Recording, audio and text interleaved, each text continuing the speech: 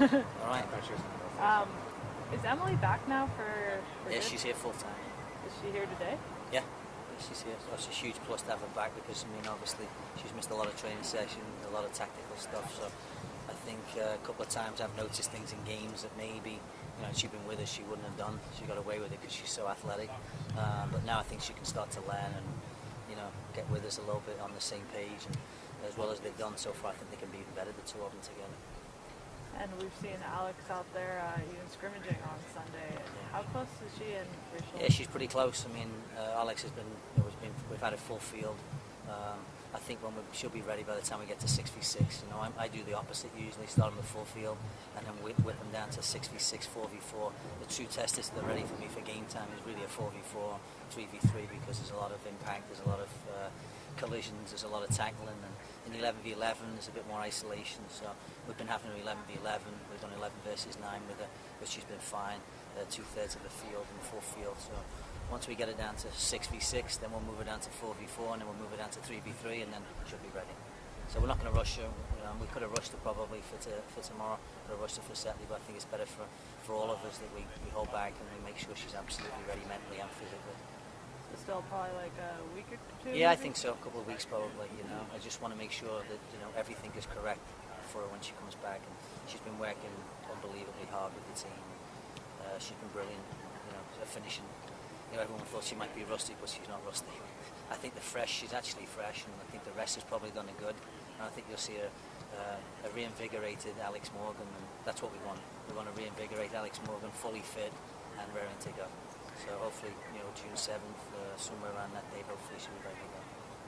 You look at tomorrow's game. Last time you guys played them, Carly Lloyd wasn't in the mix, and Abby Wong was just coming back from injury. Are you expecting them to be a little bit of a tougher team now? Yeah, I mean, obviously, having Carly on the field is going to be tricky for us. We'll have to adjust to it a little bit. There's no question. She runs well off Abby, and they play together a long time. She gets an open field. It's trouble. There's no question. She had a good shot from distance, so that to keep pressure on her. And but we've talked about her a little bit this week, and make a few adjustments for our team in terms of Carly. But the main thing is we got to play tomorrow night. We're home. It's on our own turf, and I think everyone just wants to play. Get another game on, get some points in the bag, and it's a big game because you can hurt the rivals that you're competing with for playoff spots, and really it's a double whammy tomorrow. If we get 3 points, hurts them a lot, and they lost the other day in Washington, so you never know what can happen if you lose a couple in a row. When Veronica is going to be with the team? We'll be here next week. She'll be arriving in town next Wednesday, and ready to go after a medical and everything else. She's going to the Champions League obviously this weekend.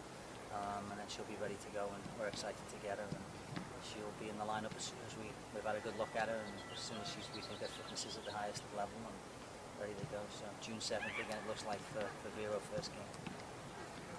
We're excited to get Vero. When you look at where you guys are in the standings, how much of a role has the D's played in helping you guys get some of these points? Yeah, I think obviously these type of games, obviously with so many players missing, have been tricky for us, and we've probably played a little bit more defensive than we would normally play, just because we're trying to grind out some points and try and keep the points on the board. And obviously not just in Nadine, but there's other players that have stepped into the lineup and done well for us. It's just Nadine, two huge penalty saves inside the season, and just a lot of corner kicks. We've given away the most corner kicks, I think, in the league. So those kind of things where she comes out, she grabs a ball and puts so much confidence in the back line. And I think when you're playing with such a young back line, I think you need an experienced goalkeeper, and we have an experienced goalkeeper. And, not only can she make saves, but she's got good feet. She's calming in the locker room. She's a joker in the locker room, so she brings that kind of personality. I think she keeps everyone at ease before they go out in the park. And she likes to win, and I like that in her. She really likes to win. So I think she'll enjoy us too. Obviously, getting more players will be a bit more attacking down the road probably than we are now. I still think she'll be a busy goalkeeper because of the way we're going to play. And, we're going to play expansive soccer. And I'm sure she's going to have to come up with some big saves as the season goes along. And that's the sign of a great goalkeeper for me. And somebody that comes up with a big save when they haven't done too much in the game, and that's what she's done so far for us. She's come up with a big save. Seeing her ability to stop penalty kicks, maybe that doesn't surprise you, but given that that's a goal that is scored on the majority of the time, and she's done very well at stopping it, what is that?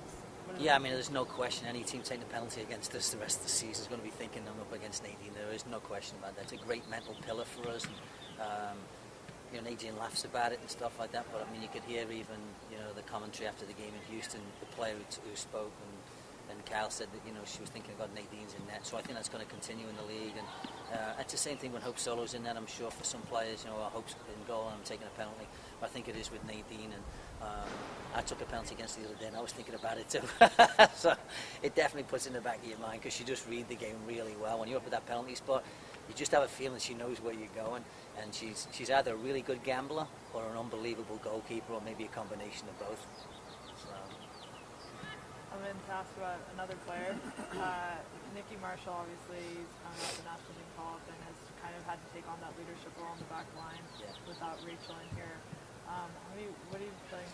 Yeah, one of the reasons we got Nikki back was to play in the middle. There was never anything in my mind to think that Nikki was going to play in the outside back position. We were going to play Nikki in the middle, and that's why I got Gavin to get her back, because we really wanted her. And once I signed a contract, he says, I said, you got to get Nikki Marshall back, and he did everything to get Nikki Marshall back. And because I knew that's where I wanted her to play, in the middle of the back. I've been chasing her for many years with different teams to get her. That's her best position, no question. That's where she should play. She's going to play in the national team. I think that's her best position. She's so athletic. She reads the game well. She's tough. She gave Abby all she could handle when we played the first game up at Western New York. Did a great job on Abby, I thought, in the game.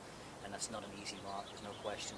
And I think she's really started to get better with the ball. I think last year playing left back, it's a bit uneasy for her. She's not got a great left foot. Now I think she's in a really comfortable position for her. And when you're in comfortability, you can lead. And she's starting to lead now because she is comfortable. And Nikki's a worry wart, so the less she has to worry about her left foot and stuff like that, the better it is. And the concentration factor. And I think she's actually enjoying the fact that she's got two 21-year-olds either side of her, so she can lead them and she can help them. And they're both very similar to Nikki when they were younger.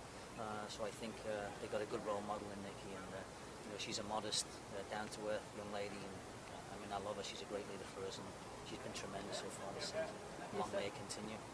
You said that you've had your eye on her before. How did you kind of first become aware of her? Well, actually, obviously she was playing for in the WPS, and I wanted to bring her to Philly, and she actually agreed to a contract in Philadelphia. It's a good story, this one. She actually agreed to a contract in Philadelphia, and then when we went to sign, an agent called and said, she's changed her mind. I go, what do you mean she's changed her mind? She doesn't think she's going to play in the lineup.